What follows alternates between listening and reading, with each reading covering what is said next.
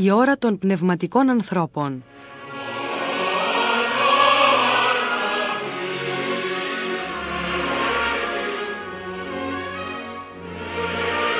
Η άλλη εκπομπή λόγου με το Γιάννη Σπανό. Κυρίες και κύριοι, η σημερινή μέρα έχει ένα γιορτινό χαρακτήρα, γιατί η ατμόσφαιρα είναι γιορτινή.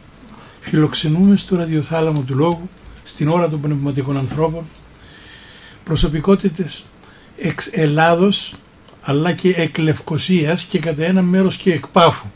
Μαζί μας έχουμε τη χαρά να βρίσκεται ο δόκτωρ Ηρακλής Ζαχαριάδης, ο δραστήριος πρόεδρος του Ελληνικού Πνευματικού Ομίλου Κυπρίων Ελλάδος, με μια εκπληκτική δράση, πνευματική δράση με κέντρο την Αθήνα, η κυρία Ρούλα Ιωαννίδου Σταύρου, παλιά φιλτάτη, γνωστότατη λογοτέχνης, ποιήτρια, ερευνήτρια, και η Μαρία Παχίτη, θεατρική συγγραφέας, βραβευμένη όπως και η κυρία Σταύρου, και θα έχουμε μια συνομιλία με θέματα της επικαιρότητας, αλλά ταυτόχρονα και δημιουργίες και απαγγελίες προσωπικών έργων. Αρχίζω όμως από τον αγαπητό μου Ηρακλή Ζαχαριάδη, τον πρόεδρο του ΕΠΟΚ, ο οποίος συγκροτεί διαρκώς μεγάλες εκδηλώσεις που χαρακτηρίζονται ιστορικά γεγονότα στην πνευματική ιστορία, κυρίως στην Αθήνα, αλλά ταυτόχρονα είναι και ερευνητής. Ανεκάλυψε και ένα δικό μας αρχιεπίσκοπο, Δημητσάνης, ο οποίος διαρκούσης της Ελληνικής Επαναστάσεως του 1821 είχε διαδραματίσει εξέχοντα ρόλο. Ποιος ήταν? Ο Φιλόθεος Χατζής. Ο Φιλόθεος Χατζής. Ο εθνομάρτυρος Φιλόθεος Χατζής. Μάλιστα. Λοιπόν, αγαπητέ μου Ηρακλή Ζαχαριάδη, θα ήθελα να σε παρακαλέσω να μας κάνεις μια εισαγωγή για τις τελευταίες παρουσιάσεις, τις τελευταίες δραστηριότητες στο Δικηγορικό Σύλλογο Αθηνών, στο Κέντρο Παρασκευαΐδη Αθηνών, με τις βραβεύσεις εξεχουσών προσωπικότητων της λογοτεχνίας μας. Μάλιστα. Καλημέρα σας. Στις 7 Οκτωβρίου φέτος, μαζί με το Δικηγορικό Σύλλογο, συνδιοργανώσαμε εκδήλωση με θέμα οριοθέτηση αποκλειστικής οικονομικής ζώνης μεταξύ Κύπρου, Ισραήλ και Ελλάδος. Προσκεκλημένοι ήταν ο κύριος Γιώργος Λιλίκας, πρώην Υπουργός Εξωτερικών και Εμπορίου, ο καθηγητής Χριστόσουλος Γιαλουρίδης, ο κύριος Ντίνος Νικολάου, γεωλόγος πετρελαίων και ενεργειακός οικονομολόγος, και την εισαγωγή την έκανα εγώ για το θέμα του 1974 από το σχέδιο Ανάν, όπου μας είχαν εμπλέξει πετρέλαια με τους Άγγλους. Ήταν μια πολύ μεγάλη επιτυχία. Είχαμε και τον πρόεδρο του Δικηγορικού Συλλόγου Λευκωσίας. Μάλιστα. Ήταν μια πολύ μεγάλη εκδήλωση με μεγάλη επιτυχία και μεγάλο ενδιαφέρον. Μα αντιλαμβάνομαι ότι εκείνη η εκδήλωση είχε αναπήχηση στην Κύπρο, τουλάχιστον μέσα στον τύπο, αν και δεν ξέρω αν έφτασαν τα αποτελέσματα, τα συμπεράσματα, οι υποδείξεις, οι εισηγήσεις και στα αυτιά της κυβερνήσεως. Αυτό δεν το ξέρω. Εγώ ξέρω μόνο ότι την έχουμε μαγνητοσκοπήσει την εκδήλωση. Ναι. Και τώρα την έχω φέρει στον κύριο Λιλίκα, την παραδώσω για να την μεταδώσω. Ποια ήταν τα αποτελέσματα εκείνης της εκδήλωσης που έκανατε? Ήταν ότι δεν υπάρχει καθόλου ενδιαφέρον εκ μέρους της Ελλάδος, ότι καθυστερούμε πάρα πολύ στο θέμα των οικοπαίδων, των νέων οικοπαίδων, των θαλασσινών πεδίων. Των πεδίων, όπως το θέλετε πέστε. Εγώ οικοπαίδα δεν ξέρω. Λοιπόν, αυτά είναι τα σοβαρά αποτελέσματα. Ότι υπάρχει πετρέλαιο το γνωρίζουμε πάρα πολύ και το γνωρίζουμε από πολλά χρόνια και από τον καιρό του σχεδίου Ανάν. Κάποτε κουβεντιάζοντας με τον Τάσο τον Παπαδόπουλο, πριν να γίνει λόγος για τις επιδιώξεις των Άγγλων, μου είχε δείξει εκ των προτέρων τον χάρτη. Είχαν προτείνει δια του σχεδίου Ανάν ο Ντέιβιτ Χάνι την περιοχή του υποθαλάσσιου πλούτου ως περιεχομένη μέσα στο σχέδιο Ανάν. Θα έπιαναν τα πετρέλαια μας. Τώρα αντιλαμβάνομαι ότι συνεχίζει η προσπάθεια των Άγγλων να αρπάξουν τα πετρέλαια και το αέριο, αλλά από καράμπολα. με άλλους τρόπους. Βέβαια. Λοιπόν, θα επανέλθουμε στο θέμα των πνευματικών ανθρώπων. Αγαπητή μου Ρούλα, έχω καιρό να σε δω, αλλά παρακολουθώ διαρκώς τις δραστηριότητες σου τις πνευματικές και βλέπω, αγαπητή μου Ρούλα Ιωαννίδου Σταύρου, παλιά συνεργάτης στην ιστορική έρευνα, ότι εξακολουθείς να γράφεις και να γράφεις. Τι έγραψες τελευταία? Το βιβλίο μου της νήσου Κύπρου Κοπηλάτε, που ανήκει στο χώρο το θεατρικό δρόμενο. Είναι ένα θεατρικό δρόμενο, ένα θεατρικό πολυθέαμα με το συμβολικό τίτλο της νήσου Κύπρου Κοπηλάτε, και λέω συμβολικό γιατί Κοπηλάτε είναι ο λαός της Κύπρου μας. Μάλιστα. Ο λαός της Κύπρου μας που παλεύει με τα κύματα, που μάχεται ακατάπαυστα ενάντια στις όποιες αντιξότητες και που αγωνίζεται για δικαίωση και ελευθεριά. Ένας λαός που από τα χαλάσματα ξαναχτίζει και ξαναγεννιέται. Όπως συμβαίνει πάντοτε, γι' αυτό εξακολουθεί να υπάρχει ο ελληνισμός της Κύπρου. Ασφαλώς. Κάτω από οποιασδήποτε συνθήκες αγωνίζεται με τον τρόπο του, άλλοτε με εσωτερικές αντιστάσεις, άλλοτε με διακηρυγμένες και εκδηλωμένες αντιστάσεις, γι' αυτό ζει. Ασφαλώς. Εδώ θέλω να ευχαριστήσω τον ΕΠΟΚ Ελλάδος που έχει βραβεύσει αυτό το βιβλίο με πρώτο βραβείο θεατρικού έργου. Ευχαριστώ πάρα πολύ που διαβάσατε το βιβλίο μου. Είναι ένα πολύ αξιόλογο βιβλίο, να το πω και εγώ. Πράγματι ήταν και μέσα στο θέμα της Μαρίας Συγκριτικής, γιατί τη συμπεριλαμβάνει η κυρία Ιωαννίδου και ενθουσιαστήκαμε. Ωραία. Θαυμάσια. Αγαπητή μου Μαρία Παχίτη, εσύ είσαι η νεωτέρα της παρέας, έχεις πάρει πρώτο παγκύπριο βραβείο θεατρικού δεύτερου θεατρικού έργου. Κάμε λοιπόν την παρουσία σου, διότι σε κάποιο στάδιο και με σένα αλλά και με τη Ρούλα και βέβαια με τον Ηρακλή θα κάνουμε ιδιαίτερες συνομιλίες στα πλαίσια της ώρας των πνευματικών ανθρώπων. Όμως θα ήθελα τη δική σου εισαγωγή στο δικό σου έργο.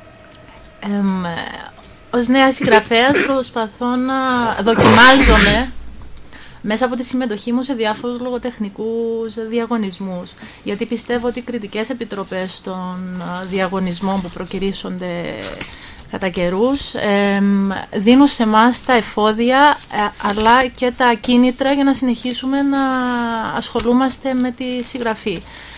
Μέχρι τώρα έχω εκδώσει 3 βιβλία, μια συλλογή διηγημάτων με τον τίτλο «Σενάρια ζωής», το θεατρικό έργο που είχε βραβευθεί από το ΘΟΚ που έχει τον τίτλο «Παράτεροι κόσμοι» και ένα παιδικό παραμύθι που είχε αποσπάσει το πρώτο βραβείο από την Εθνική Επιτροπή του UNESCO στην Κύπρο και φέρει τον τίτλο «Το Σκανδαγιάρικο Αστεράκι». Καλές αρχές λοιπόν. Ευχαριστώ πάρα πολύ. Η αγαπητή μας Ρούλα Ιωαννίδου Σταύρου μας είχε πει εν γενικές γραμμές για το δικό της θεατρικό έργο.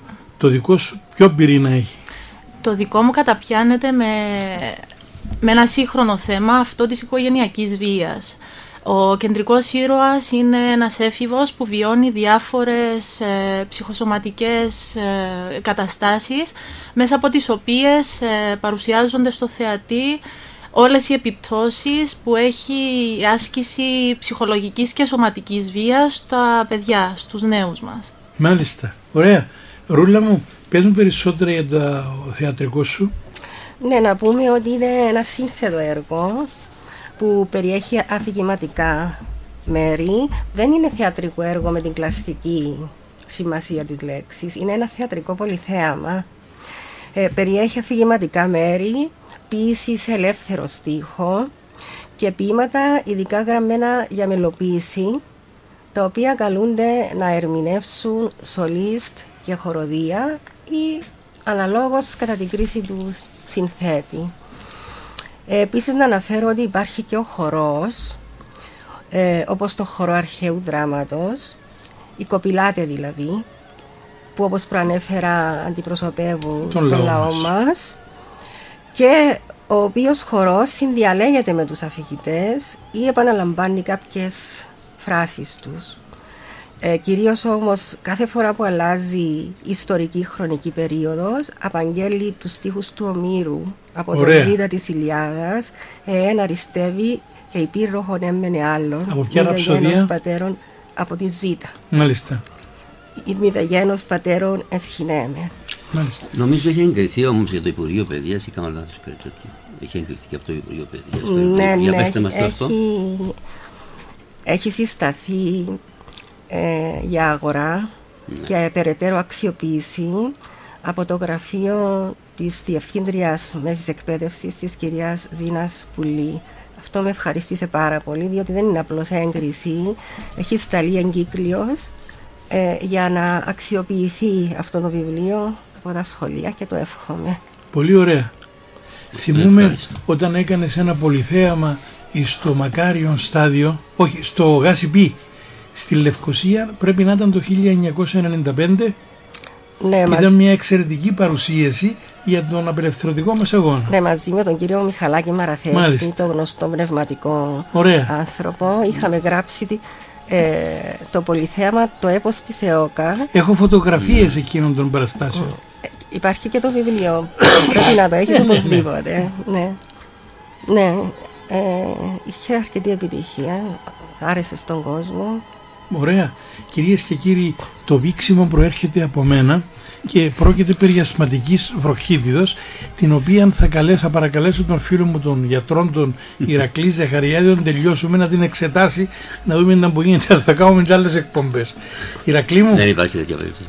Ηρακλή, πες μου σε παρακαλώ, έχετε καθιερώσει ως ΕΠΟΚ στην Αθήνα κεντρικές αξιολογήσεις, συστήματα αξιολογήσεως της πνευματικής ζωής της Κύπρου, που στην Κύπρο δεν έχουν ακόμα καθιερωθεί ή τουλάχιστον δεν έχουν την φήμη την οποία έχει ο ΕΠΟΚ, που κάθε φορά στην Αθήνα κάνει πανελλήνιας εμβέλειας, χωρίς καμία βοήθεια, έτσι, χωρίς βοήθεια από την Κύπρο. Αυτό θα το σημειώνουμε. Ναι, αλλά παίρνεις εσύ λεφτά από την ιατρική και τα διαθέτεις ολόκληρα. Ναι, εντάξει. Πώς σε ανέχεται ακόμα η οικογένεια σου, μπορώ να καταλάβω. Και από τον κύριο Ζαχαρίου. Από τον κύριο Ζαχαρίου είναι πάντοτε παρόν. Πάντα παρόν. Δικός μας, Κύπριος, εφοπλιστής. Πες μου, Ηρακλή μου, σε παρακαλώ, για τις τελευταίες εκδηλώσεις θέλω να ακούσω περισσότερα. Πώς συναντήσατε? Κοιτάξτε να δείτε τώρα. Πιστεύω ότι η τελευταία μας εκδήλωση αυτή που δώσαμε τους επένους και τα βραβεία, τα οποία ήταν οι διαγωνιζόμενοι περίπου 100 άτομα. Ήταν αρκετά, πάρα πολλά. Κριτική επιτροπή είχαμε βάλει λογοτέχνες από την Ελλάδα. Εμείς δεν πήγαμε μέσα, δεν λάβαμε μέρος. Το μόνο που λάβαμε μέρος είναι στα βιβλία και στις προσωπικότητες που τιμήσαμε. Όσον αφορά τη λογοτεχνία όμως, βάλαμε μόνο λογοτέχνες. Υπήρχαν νομίζω 5 λογοτέχνες και 4 από το Διοικητικό Συμβούλιο για τα βιβλία και για τις προσωπικότητες.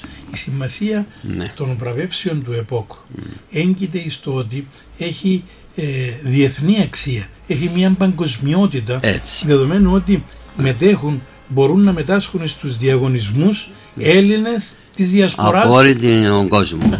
Φέτος είχαμε από την Νότιο Αφρική, είχαμε από την Αυστραλία, από τη Γερμανία, από την Αγγλία είχαμε. Ωραία. Πολύ κόσμο, ναι. Ευχαριστώ αυτό και μου αρέσει αυτό. Πες μου για τις προοπτικές το επόμενο χρόνο. Πάλι θα είναι, όπως ξέρεις πάρα πολύ καλά, τα θέματα μας είναι από την ιστορία της Κύπρου. Και επιμένουμε να είναι από την ιστορία της Κύπρου, γιατί βοηθούμε την ιστορία. Και η μνήμη, όπως η μνήμη της ιστορίας μας περιμένει το δημιουργικό ρόλο των κυριών εδώ που είμαστε παρούσες, να τις γονιμοποιήσουν για να τραγουδήσουμε, να μυρολογήσουμε και να αφυπνίσουμε συνειδήσεις. Αυτό που θέλουμε να γίνει στην Κύπρο. Μάλιστα και ο Κυπριακός Ελληνισμός, η εφημερίδα την οποία εκδίδεις, είναι μια εθνική έπαλξη. Είναι μια εθνική έπαρξη. Με διαρκή έντονη αντιστασιακή παρουσία στα δρόμενα ή τα μη δρόμενα. Μάλιστα. Συμφωνούμε και συνεχίζουμε εμείς. Θα ήθελα να παρακαλέσω τόσο την Ρούλα όσο και την Μαρία, αν έχουν την καλοσύνη, να μας διαβάσουν κάτι από τα έργα τους, να ακουστεί το ύφος και η πνοή των δημιουργημάτων τους. Ναι, Ρούλα μου. Θα διαβάσω Το απόσπασμα που έχει επιλέξει ο κύριος Ζαχαριάδης, μου το ζήτησε, αφορά τη Μαρία τη Συγκλητική, αυτή τη φυσιογνωμία την μπουμπουλίνα της Κύπρου. Εγώ έτσι η μεγαλύτερη ηρωίδα της ιστορίας. Η πρώτη. Η μεγαλύτερη, όχι μόνο της ελληνικής ιστορίας, διότι έχουμε τη θυσία των Σουλιώτης. Βρέθηκαν 117 σκελετοί στο βάραθρο του Ζαλόγκου. Έχουμε τη θυσία της Αραπίτσας, 13 κοπέλες. Εδώ στην Κύπρο έχουμε 1000 Λευκοσιάτισσες με επικεφαλής τη Μαρία τη Συγκλητική, που στις 6 Οκτωβρίου 1570 ανατινάχτηκαν οικία βουλήσι στο λιμάνι της Αμχώστου. Ναι. Και επειδή τα τουρκικά πλοία ήταν πολύ κοντά και είχαν μέσα Τούρκους, και οι Τούρκοι σκοτώθηκαν. Αυτό να το πούμε. Είχαμε δύο καράβια νομίζω δίπλα από αυτό. Ήταν 2 λαβυρνίδες. Κάνει τις περιγραφές, εκπληκτικές περιγραφές, ο Άγγελος Γάπτος στην ιστορία του που έγραψε όταν ήταν δέσμιος σε ένα πύργο του Ευξήνου Πόντου. Μάλιστα. Ναι, Ρούλα, μας ακούμε. Ναι, να πω 2 λόγια πριν διαβάσω για να ξέρει και ο ακροατής τι ακούει. Είπαμε ότι είναι ένα σύνθετο έργο της νήσου Κύπρου Κοπηλάτε. Φωτίζει τυχές σταθμούς στην ιστορία της Κύπρου και προβάλλει ιστορικές φυσιογνωμίες, των οποίων η προσωπική ιστορία είναι άρρηκτα συνδεδεμένη με εκείνη του νησιού. Μία από αυτές τις προσωπικότητες, αυτές τις φυσιογνωμίες, είναι και η Μαρία η Συγκλητική. Θα διαβάσω ένα μικρό απόσπασμα. Υπάρχουν και προβολές, γι' αυτό είναι πολύ θέαμα. Η προβολή είναι τα καράβια στο λιμάνι της Αμοχώστου το 1570. Αφηγητής. Και όταν ηχμαλώτησαν τους ωραιότερους νέους και τις νέες τις ομορφότερες και τους οδήγησαν εις τα τουρκικά καράβια με προορισμό την Κωνσταντινούπολη, μία γυναίκα δεν ευάσταξε την εντροπή της ταπείνωσης και άλλον επροτίμησε να κάνει. Χορός, άλλον επροτίμησε να κάνει. Ταυτόχρονα εμφανίζεται στη σκηνή η Μαρία η Συγκλητική, ενώ η χοροδία ψάλλει. Μορφή που αναδύεσαι απ' των αιώνων τη σιωπή, σύ της φυλής μας καύχημα, κόρη τρανή συγκλητική, γυναίκα σύ που ρίχτηκες μες στον καπνό και τη φωτιά, το βάρβαρο ταπείνωσες με τη δική σου λεβεντιά. Εσέ κόρη περήφανη, θυσία που γίνες τρανή, σήμερα τραγουδάει, ναι, και η καρδιά και η ψυχή. Από τους προμαχώνες της και από τα κάστρα τα ψηλά, τις πύλες και τα οχυρά, η Κύπρος μας σε χαιρετά. Χορός, η μίση κοπηλάτε, ένα ριστεύειν και η πύροχον έμενε άλλον, μη δε γένος πατέρων εσχυνέμε. Αυτό το σμίξιμο, αυτή η ανάμειξη με τον αμερικό λόγο και το ύφος είναι κάτι το καταπληκτικό. Δεν συνηθίζεται και γι' αυτόν τον λόγο τιμάται με την αναγνώριση της ποιητικής πρωτοπορίας. Ναι, είχα εφαρμόσει την ίδια τακτική και στο έργο μου Μοιρασμένη Λευκοσία. Μάλιστα. Προσπάθησα να κάνω μία αρμονική σύζευξη της καθαρευούσης και της δημοτικής. Ωραία. Και ενίοτε και της αρχαίας ελληνικής. Ναι. Ξέρεις ότι έχω ανακαλύψει γραβούρες ξένων, Γάλλων κυρίως, για την Μαρία τη Συγκλητική. Αποδίδουν δε την ώρα λίγα λεπτά πριν από την έκρηξη, μαζί με τις άλλες Ελληνοπούλες που την περιστοιχίζουν, την ώρα που κρατάει το δαυλό. Ναι, το έχω δει. Ναι. Έχω δει αυτή τη φωτογραφία. Θα τη δεις στο έργο μου οι Κύπριοι εθελοντές στους Εθνικούς Αγώνες.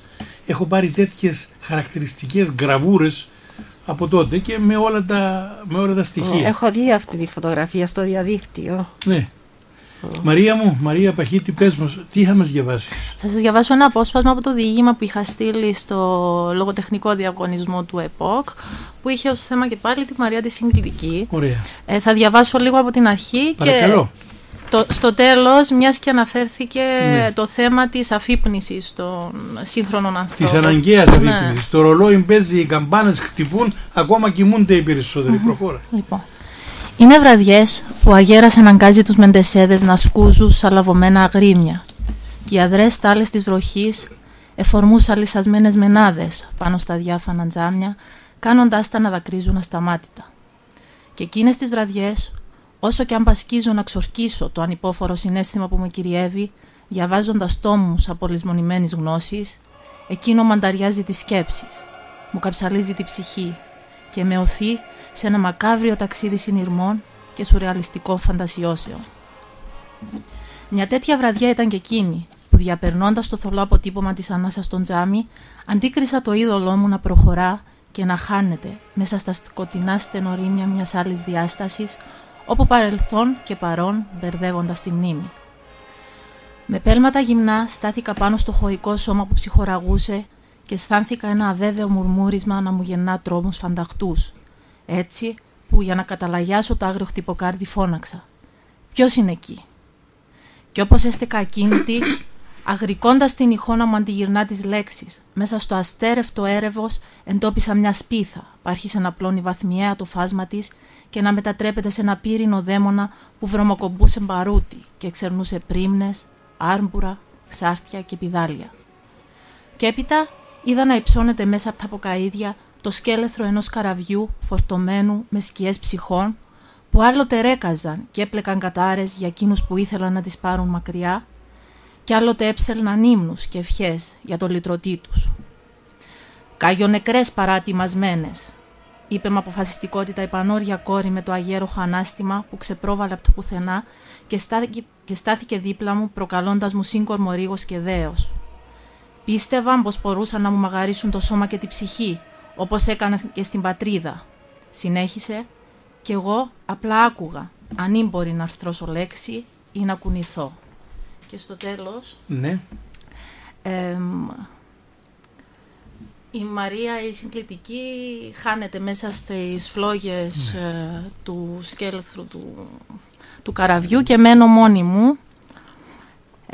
Και εγώ μετέωρη στο σημείο της εγκατάλειψης αγρικό την ηχό να μου αντιγυρνά το όνομά της και αφήνω τις σκέψεις μου να γίνουν στάχτη και να ενωθούν με την τέφρα των νεκρών που κοίτονται ανάμεσα στα ξύλινα ποκαΐδια.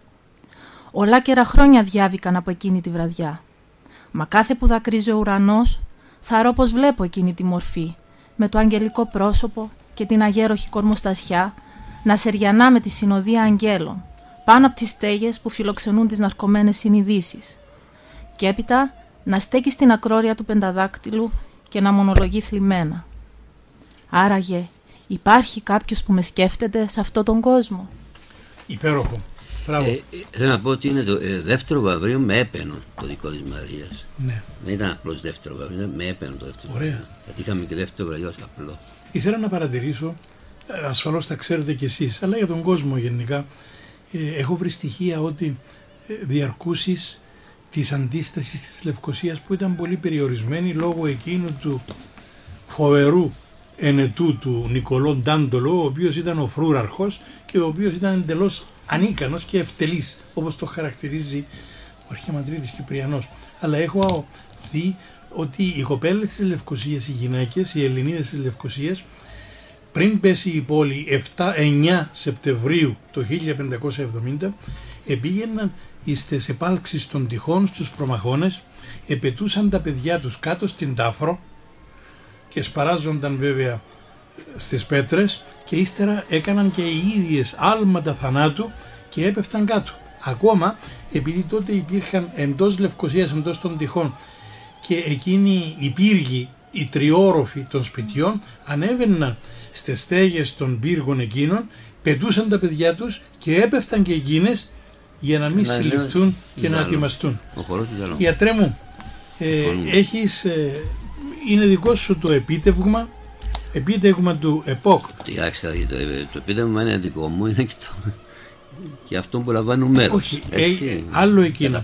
Έχετε κάνει κάτι εσείς του ΕΠΟΚ που δεν έγινε στην Κύπρο, ή τουλάχιστον ο ΕΠΟΚ έχει πλέον αποκτήσει τέτοια ηθική, τέτοια πνευματική δύναμη, Ναι, αυτό είναι που οι γεγονός. αξιολογήσεις του και οι βραβεύσεις των Κυπρίων λογοτεχνών, πνευματικών ανθρώπων έχουν μια εγκυρότητα εντελώς διαφορετική. Ναι. Δεν επισυμβαίνει μέσα η κομματική ιδιοτέλεια ή οποιοδήποτε άλλο πολιτικό συμφέρον. Είναι όλοι άγνωστοι μεταξύ. Δεν γνωρίζουμε τους διαγωνιζομένους, αυτός είναι και ο λόγος. Και είμαστε μακριά εμείς, οπότε καταλαβαίνετε ότι η κριτική μας και οι βραβεύσεις είναι αυτά που πρέπει να είναι. Έτσι. Μα πέραν τούτου, επαναλαμβάνω, είναι και η παγκοσμιότητα, η αξία της παγκοσμιότητας. Οι τιμόμενοι διαγωνίζονται μέσα σε ένα κόσμο που έρχεται από κάθε μέρος της γης. Είναι οι Έλληνες της Διασποράς. Είχαμε φέτος και μια συγκινητική υπόθεση με τον κύριο Κελήρη, τον κύριο Χριστόφορο Κελήρη. Ναι, από την Ακανθού. Ο οποίος βραβεύτηκε από εμάς, χωρίς να γνωρίζουμε ποιος είναι, και τελικά μάθαμε εκεί ότι ήταν ο πεθερός του Μακαρίτου Ιωαννίδη. Του πλοίαρχου. Του πλοίαρχου, ναι. Και μας απήγγεινε και ένα ποίημα για αυτό. Είναι ο Χριστόφορος Κελήρης, ήταν δάσκαλος, κατάγεται από την Ακανθού και είναι μια προσωπικότητα που έχει πλέον επιβληθεί στην πνευματική ζωή της. Εμείς δεν το ξέραμε όμως. Και εκεί το γνωρίσαμε, εκεί μας είπε ποιος ήταν. Όταν απήγγεινε ένα ποίημα που με παρακάλεσε να το παγγείλει, στην αρχή αρνήθηκα γιατί υπήρχε μια ροή για το πρόγραμμα. Μετά λέω να το παγγείλω άνθρωπος, σας πει ένα ποίημα. Και όταν το είπε και τελείωσε, κάποια στιγμή είπε: είμαι ο πεθερός του. Μάλιστα. Μακαρίτου Ιωαννίδη, του ήρωα. Αγαπητέ μου γιατρέ, θα ήθελα να μας ανακοινώσεις και τα ονόματα των άλλων που μετέχουν στις κριτικές επιτροπές και στη διοίκηση του ΕΠΟΚ. Είναι ο Κυριάκου Κώστας, είναι η κυρία Καλιαντέρη Βασιλική, από το Διοικητικό Συμβούλιο δηλαδή. Είναι η κυρία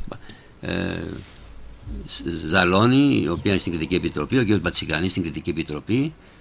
Δεν έχουμε Κύπριους στην Κριτική Επιτροπή. Μάλιστα. Η Κύπρη είναι μόνο στο Διοικητικό Συμβούλιο. Στην Κριτική Επιτροπή είναι όλοι Ελλαδίτες.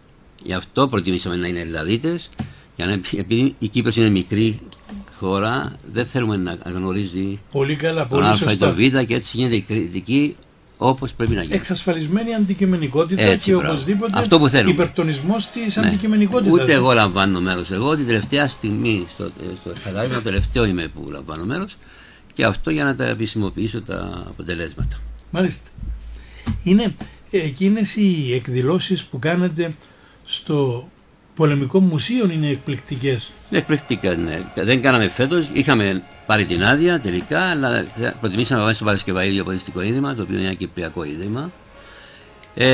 Και διότι ήταν πολύ κοντά η προηγούμενη εκδήλωση και ο κόσμος δεν θα έρχονταν. Ναι. Θα κουραζόταν. Και όμως είχε πάρα πολύ κόσμο. Ναι, είχαμε και εμείς και εδώ. Δεν το περιμένα κι εγώ. Η αίθουσα, ο χώρος ήταν μισός κόσμος έξω, πάνω στις σκάλες. Ήταν πολύ κόσμο. Όταν συνέβη να είμαι παρόν εγώ εκεί, στο Πολεμικό Μουσείο 2 φορές, ήμουν και ομιλητής νομίζω. Ναι, σε μια νησί είχε πλημμυρίσει ο χώρος του θεάτρου 700 θέσεις. Είχα γεμίσει οι διάδρομοι αλλά και το φουαγέ. Και έξω νομίζω δεν έχει ξαναγεί. Και μια φορά είχε γίνει, ήταν και παρόν και ο Φωτίου, ο οποίος έμεινε έκπληκτος και λέει σε μια στιγμή ότι εγώ, σαν υπουργός, πρώτη φορά βλέπω τέτοια πράγματα. Τι να σου πω. Μιλάτε για την εκδήλωση την αφιερωμένη στον Ευαγόρα, Βαλικαρίδη. Όχι, η πρώτη δεν ήταν στην Ευαγόρα, την άλλη, η προηγούμενη. Την προηγούμενη. Όταν ήταν ο κ. Φωτίου τότε, είχε μία. Ούτε ο πρόεδρος της Δημοκρατίας δεν κάνει τέτοια συγκέντρωση. Ναι, ήταν κάτι το εκπληκτικό. Είχα την τιμή να με τιμήσουν τότε για το. Για τους 21. Για τη συμμετοχή των Κυπρίων στους εθνικούς αγώνες. Το 1821, ναι. Μαζί με τον Άντων του Παυλίδη. Ναι, ήταν και ο άντρος εκεί, τιμήθηκε και ο άντρος. Ναι. Ωραία. Προχωρούμε. Φέτος τιμήσαμε τον κύριο Νικολάου, ναι, για το βιβλίο του. Το φάντασμα της Κοπεχάγης. Γιατρέ, ναι, θα ήθελα να μας πεις ευρύτερα, να έχουμε ευρύτερο λόγο γύρω από τις δραστηριότητες και τις προοπτικές του ΕΠΟΚ. Κοιτάξτε τώρα, οι δραστηριότητες του ΕΠΟΚ συνεχίζονται να είναι λογοτεχνικές εκδηλώσεις. Θα συνεχίσουμε με κάτι άλλο, μήπως μπορέσουμε και εκδώσουμε ένα βιβλίο με όλα αυτά αυτούς που πήραν και βραβευθήκανε. Ένα λεύκομα. Ένα λεύκομα. Ήδη τώρα θα κάνουμε μια επαφή με την κόρη σας, κυρία. Ναι, για το λιτερατούρα δάχτες. Είναι άλλος εκδοτικός οίκος, μήπως μπορέσουμε και καταφέρουμε αυτό το πράγμα, το οποίο είναι το όραμά μας, γιατί είναι κρίμα να πάνε χαμένα όλα αυτά, να μην παρουσιαστούν. Όχι γιατί θα βγάλουμε χρήματα, δεν μας ενδιαφέρει το χρήμα εμείς το κάνουμε για τη λογοτεχνία. Και οι ιωνικές εκδόσεις θα ενδιαφερθούν. Εγώ δεν έχουμε πρόβλημα εμείς. Αποποιούμεθα το οικονομικό. Ειδικότερα για τον νέο χρόνο τι σκέφτεστε? Τώρα προσπαθούμε να βρούμε τα καινούργια θέματα, τα οποία πάλι θα είναι ιστορικού περιεχομένου και τα οποία θα είναι από την ιστορία της Κύπρου μας. Μάλιστα. Εμείς πάντα την ιστορία της Κύπρου μπροστά μας. Είπαμε, θέλουμε να αφυπνίζουμε συνειδήσεις για την Κύπρο. Θα ήταν καλά την Κύπρο την αιμορραγούσα. Για μας αιμορραγεί η Κύπρος. Δεν ξέρω εσείς πώς το βλέπετε, αλλά εμάς αιμορραγεί.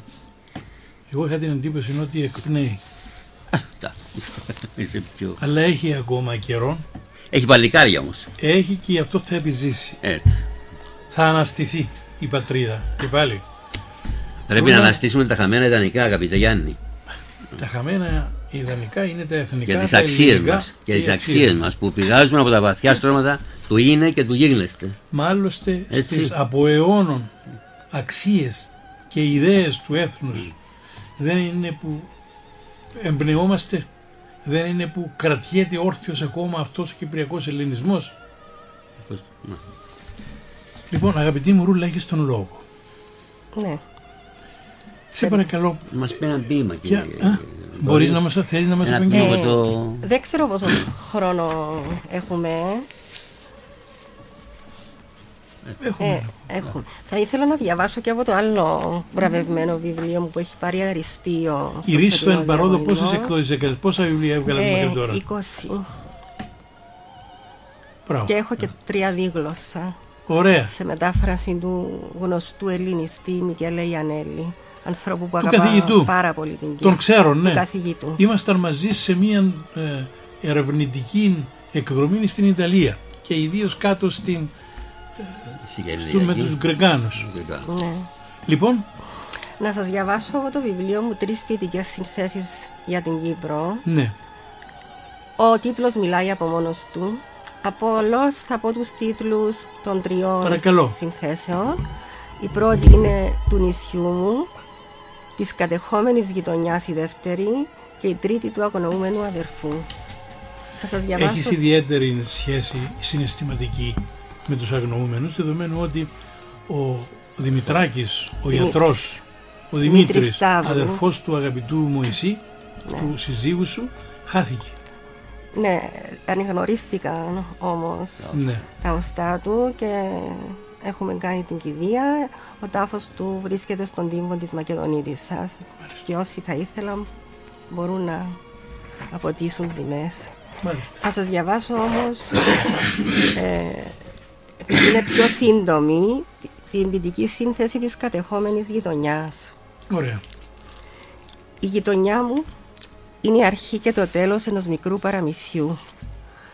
Πολλά παιδιά, όσα και τα όνειρά της, όσες κιγκρατσουνιές στα γόνατά της, ένας μικρός αδερφός, κανένας 2 φίλοι, ένα σκαρφάλωμα στο φρεσκοβαμμένο κάγκελο, ένα πήδημα μακριά κι όπα χαθήκαν τα παιδιά μες στους χαρτέτους και μες στους ουρανούς τους.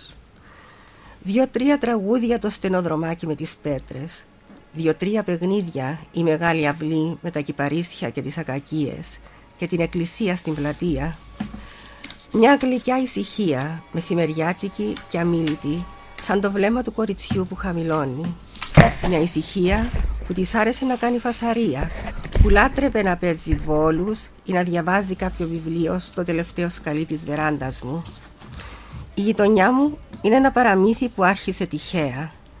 Εντελώς τυχαία το άρχισαν τα παιδιά που φεύγαν κρυφά τα μεσημέρια για να παίξουν βασιλιάδες και βασίλισσες.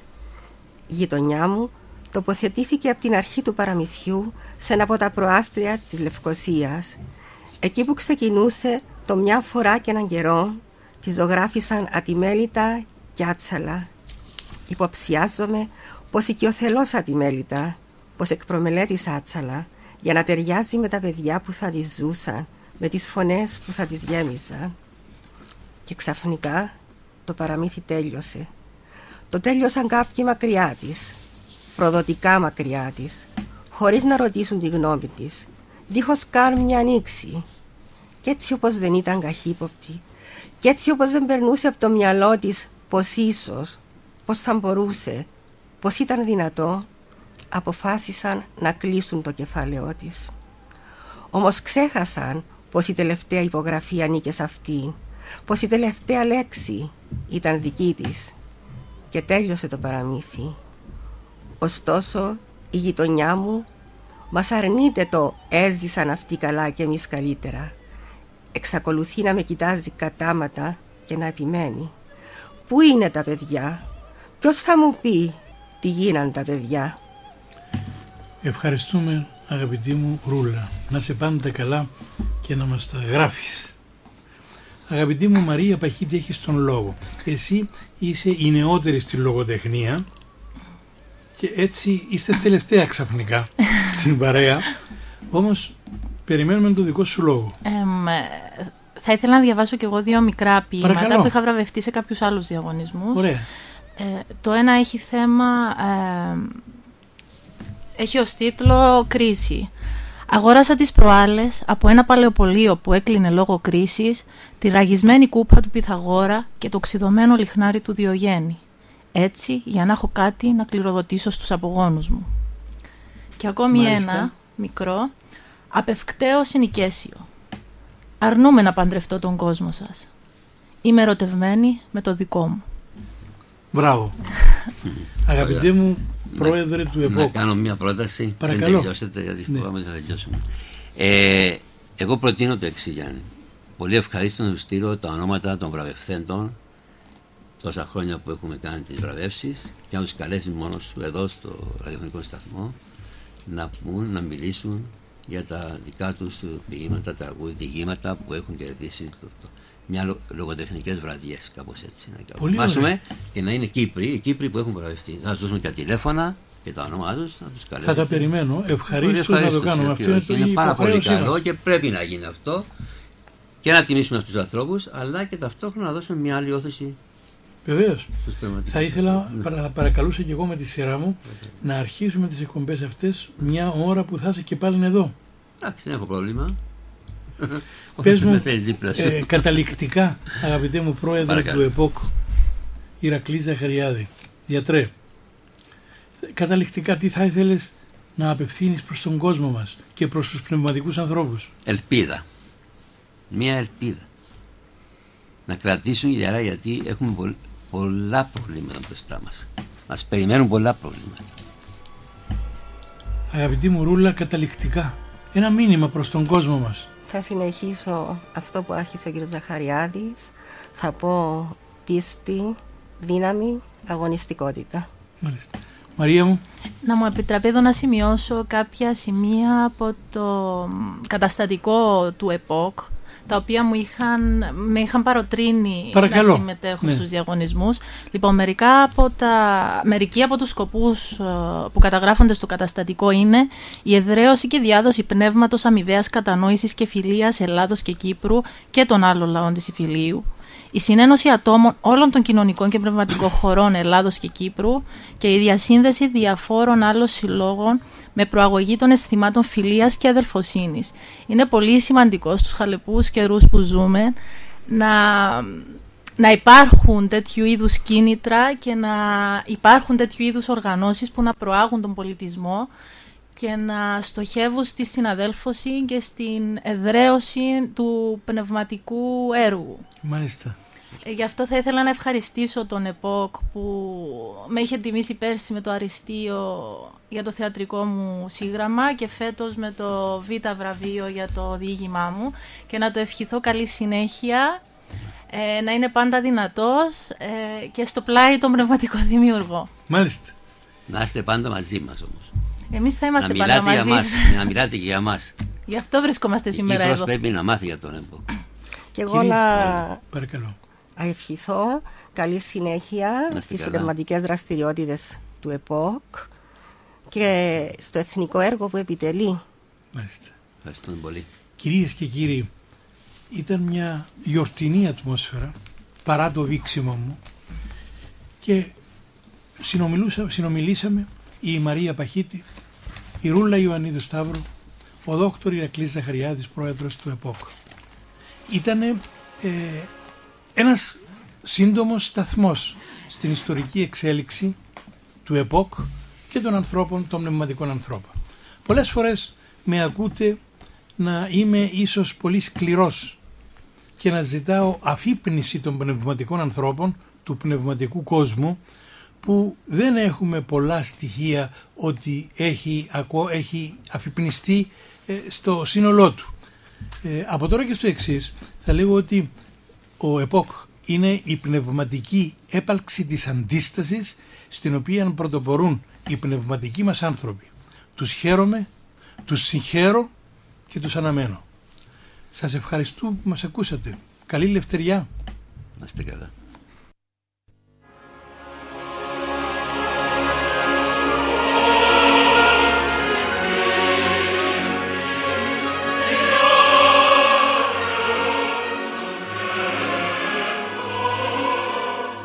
Η ώρα των πνευματικών ανθρώπων.